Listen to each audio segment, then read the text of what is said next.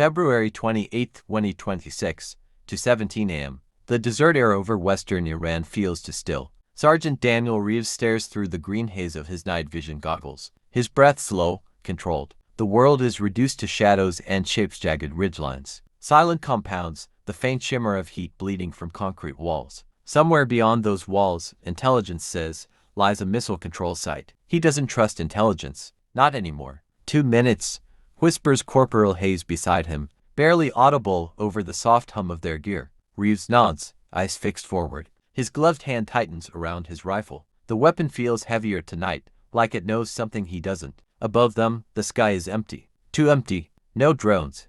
No aircraft noise. Just silence stretching across miles of desert. The kind of silence that comes before something breaks. Then, a distant flash. Reeves freezes. Another flash follows, brighter this time, blooming on the horizon like a second sunrise. A low rumble rolls across the desert floor, deep and unnatural. It vibrates through his chest before he hears it fully. Hayes turns. What the hell was that? Reeves doesn't answer. He already knows. It started. The radio crackles violently to life, shattering the silence. All units, confirm this is not a drill. Repeat, not a drill. Static cuts through the message, then another voice, sharper, urgent. Strike packages inbound. Multiple targets. Execute phase 1 immediately. Reeves exhales slowly. The mission just changed and no one told them how. Far off, the sky ignites. Missiles streak overhead, tearing through the darkness in silent arcs before detonating miles away. Fire blossoms across the horizon, lighting up the desert in flickering orange. Shockwaves ripple through the ground beneath them. Hayes mutters, almost to himself, "We're already in it." Reeves lowers his goggles for a moment, looking at the real sky now alive with distant explosions. This isn't a covert operation anymore. This is war, and they are deep inside enemy territory. A new transmission cuts through, clearer this time. All ground teams' targets may go hot. Expect resistance. You are cleared to engage. Reeves raises his goggles again. The compound ahead is no longer silent. Lights flicker on inside. Movement fast, chaotic. They've been seen. He grips his rifle tighter. Omni, he says, calm but firm. The first 60 minutes of the war have begun, and they're already out of time. The first gunshot doesn't echo, it snaps. Reeves hears it before he sees it. A sharp crack slicing through the chaos as a round punches into the rock just inches from his head. Dust sprays into his face. They've got eyes on us. Hayes shouts. Reeves doesn't flinch. His body moves before thought catches up. He drops low, scanning through the green glow there. On the compound wall, a silhouette, rifle raised. Reeves fires once. The figure disappears. No confirmation. No time. Move, Reeves orders. They break from cover, sprinting across open desert. Boots slam against hard ground, gear rattling, breath turning sharp and fast. Behind them, another burst of gunfire tears into the darkness. Tracers cut through the night, thin red lines stitching the air. This is no longer controlled. This is exposure. Reeves reaches the outer wall, slamming against cold concrete. Hayes stacks beside him, breathing hard. Plans blown, Hayes mutters. There is no plan now, Reeves replies. Inside the compound, shouting erupts in Farsi, fast, confused, panicked. They weren't supposed to be discovered this early. Reeves risks a glance over the wall. Lights flood the interior now. Soldiers scramble between buildings, some half-dressed, others already armed. A truck engine roars to life near the far end. The missile site is waking up. And if those missiles launch, Reeves pulls back, jaw tight. Breach. Now. Hayes nods, already setting the charge. His hands move fast, practiced, but there's tension there too fast. A mistake waiting to happen. Gunfire cracks again. Closer this time. A round hits Hayes' shoulder plate, spinning him sideways. He slams into the wall with a grunt. I'm good. Hayes snaps before Reeves can react, though his voice says otherwise. Reeves doesn't argue. There's no time for that either. Set it. Hayes plants the charge, fingers shaking just enough to notice. Reeves watches the perimeter, firing short bursts to keep heads down. Shadows move behind windows. More soldiers are coming. The radio hisses again, fragmented, chaotic. Multiple contacts, airspace contested, repeat contested. That wasn't part of the briefing. Reeves' mind sharpens. If the airspace is contested, those missile strikes might not last, which means whatever they're here to destroy might survive. Charge set. Hayes calls. Reeves grabs him, pulling him back. Fire in the hole. The explosion rips through the night. Concrete shatters outward, dust and debris swallowing everything in a choking cloud. The blast wave punches through Reeves' chest, leaving his ears ringing. For a second, just when there is silence again, Then the gunfire returns. Louder, closer. Inside the breach, figures move through the smoke. Waiting, Reeves raises his rifle, stepping forward into the dust-filled darkness, and realizes they're not running. They're preparing to fight. The smoke doesn't clear, it shifts. Reeves steps through the breach, rifle raised, vision reduced to fragments, shadows, movement, flashes of light. The air tastes like concrete and burning fuel. His ears are still ringing, but instinct cuts through the noise. A figure emerges from the haze. Too close. Reeves fires twice. The man drops instantly, weapon clattering across the ground. No hesitation. No time to process. Left, Hayes shouts. Reeves pivots. Muzzle flashes erupt from a low structure just inside the compound. Bullets tear through the dust, snapping past his face. He dives behind a rusted barrel, returns fire in controlled bursts. This isn't scattered resistance anymore. They're organized. 2, maybe 3 inside. Hayes calls out, crouched behind broken concrete, clutching his shoulder tighter now. Blood seeps through the fabric, dark even under green light. Reeves sees it, says nothing. Suppress, Reeves orders. Hayes leans out, firing. His shots are slightly off, pain is creeping in, but it's enough. The enemy fire falters for a split second. That's all Reeves needs. He moves fast, low, closing the distance. Every step is calculated, every breath controlled. He reaches the structure wall, presses flat against it. Inside, voice is urgent, tense, not panicked, prepared. Reeves pulls a flashbang, pauses just long enough to hear one word shouted in Farsi. Launch. His blood runs cold. He doesn't wait. The grenade goes in. A blinding flash, then a thunderclap. Reeves pushes through the doorway immediately, eyes adjusting through instinct more than sight. Inside, 2 men stagger, disoriented. He fires. Clean. Efficient. A third reaches for a radio. Too slow. Silence falls inside the room, broken only by a faint ringing and the distant roar of engines outside. Reeves scans quickly. Maps. Screens. Coordinates. And one display still active. A countdown. 0 hours 12 minutes and 43 seconds. Reeves stares at it, pulse tightening. That's not ours. Hayes says from the doorway, voice strained. No, it isn't. Reeves steps closer, eyes narrowing. Multiple launch indicators blink across the screen. Not just this site, others, spread across the region. This isn't a single strike, it's a network, and it's already in motion. The radio crackles again, but this time the voice is different, urgent, almost breaking. Ground units, be advised, enemy launch capability not neutralized. Repeat, not neutralized. Outside, a deep mechanical rumble begins. Reeves doesn't need to look to know what it is, but he does anyway. Through the shattered doorway, beyond the smoke and chaos, a massive launcher slowly rises into the night. Sky's silhouette cutting through violet dust. Hayes whispers, almost in disbelief, "We're too late." Reeves grips his rifle tighter, eyes locked on the rising missile system. "No," he says quietly, then louder, "Not yet." But the countdown continues. 0 hours 11 minutes and 58 seconds. And somewhere above them, the war is only just beginning. The countdown owns the room now. 0 hours 10 minutes and 2 seconds. Each second feels louder than the gunfire outside. Reeves doesn't blink. His eyes track the screen, then shift wiring panels, control consoles. A locked terminal flashing warnings in a language he barely understands. This system wasn't meant to be stopped from here. "Tell me you can shut that down," Hayes says, voice tight with pain. Reeves shakes his head once. Not fast enough. Outside, engines roar louder. Boots pound across concrete. The enemy is regrouping and they know exactly what they're protecting. Reeves makes the decision. Then we break it. Hayes doesn't argue. He just nods, already reaching for his last charge. Reeves steps to the main console, ripping open a panel with brute force. Wires spill out, bundled, reinforced, unfamiliar. He cuts one. Nothing. The timer keeps moving. 0 hours 9 minutes and 31 seconds. Gunfire erupts again outside, closer now. Bullets punch through the thin walls, spraying splinters and sparks across the room. One round hits the ceiling,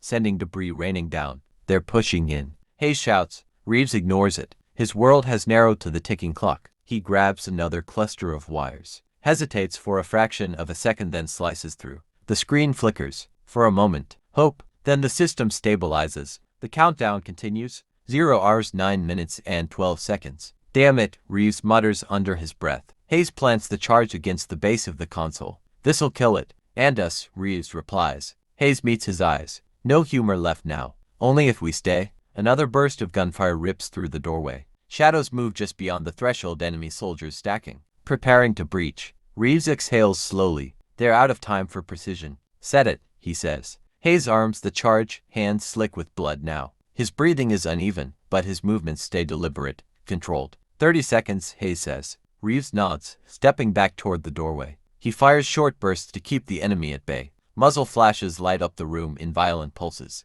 One figure drops. Another takes his place. They're not retreating. They know what's at stake. 0 hours 8 minutes and 44 seconds. Move, Reeves orders. They pull back through the smoke-filled corridor, boots slipping on debris. The compound feels tighter now, closing in around them. Behind them, the charge ticks. Outside, the missile launcher locks into position. A deep metallic sound echoes across the compound final alignment. Reeves glances back once. Too far. Too late to stop it cleanly. The explosion hits. The blast tears through the control room. Fire bursting outward through the doorway. Shockwave slams into Reeves and Hayes, throwing them forward into the dirt. For a moment, everything goes silent again. Reeves lifts his head, ears ringing. Through the flames and smoke, the launcher is still standing. And above it, a hatch opens. 0 hours 8 minutes and 1 second. Hayes coughs, barely audible. Didn't work. Reeves stares at the rising mechanism. The launcher opens like a steel wound. Hydraulics scream as the missile rises into full view long, pale, and silent against the burning sky. Heat ripples distort its shape, making it look almost unreal. Reeves pushes himself up, lungs burning, vision blurred. No, no, no. Hayes mutters, trying to stand, but his legs don't answer fast enough. 0 hours 7 minutes and 12 seconds. The countdown continues. Reeves scans fast. The control room is gone, just fire and twisted metal. No second chance there. No override. No shutdown. Only one option left. Destroy the launcher. Can you move? Reeves asks. Hayes forces a nod, gripping his rifle like it's the only thing holding him upright. Yeah, just don't make me run. Reeves almost smiles. Almost. Stay behind me. They move. Every step toward the launcher feels heavier, like the ground itself is resisting. Gunfire erupts again from the far side of the compound. This time it's tighter, more focused. They're defending the missile now. Tracers streak past. One clips Reeves' arm, spinning him slightly. Ping flashes, but he keeps moving. No time. 0 hours 6 minutes and 48 seconds. The base of the launcher looms ahead, massive steel supports. Cables, reinforced plating. This thing isn't meant to be taken out by two men with what little they have left. But Reeves doesn't slow. Cover me, he shouts. Hayes drops to a knee, firing controlled bursts despite the pain. His shots are slower now, but still precise enough to keep heads down. Reeves reaches the launcher base, hands moving fast, feeling for weak points, access panels, anything. Nothing obvious. Of course not. He slings his rifle and pulls his last charge. Small. Too small. He stares at it for a second too long. This won't be enough. Hayes calls out, voice strained as another wave of enemy fire pushes closer. Reeves doesn't answer. Instead, he looks up. The missile towers above him, locked into position. Fuel lines, stabilizers, guidance systems. And then he sees it.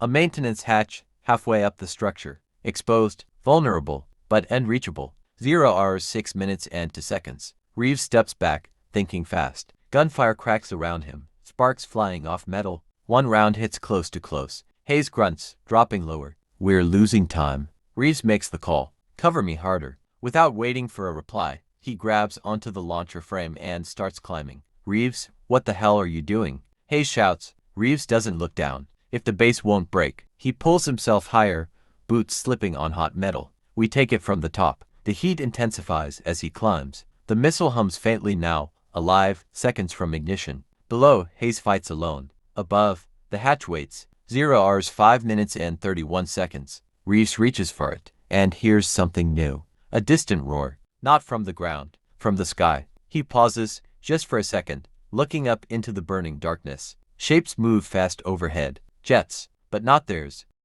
The sky tears open. Reeves clings to the metal frame, one arm wrapped tight, as the roar above grows into something. Violent jets ripping across the darkness at low altitude. Their silhouettes flash against the burning horizon, fast and aggressive. Not American. Enemy air response. Reeves air. Hayes shouts from below, his voice nearly swallowed by the thunder overhead. Reeves doesn't answer. He can't.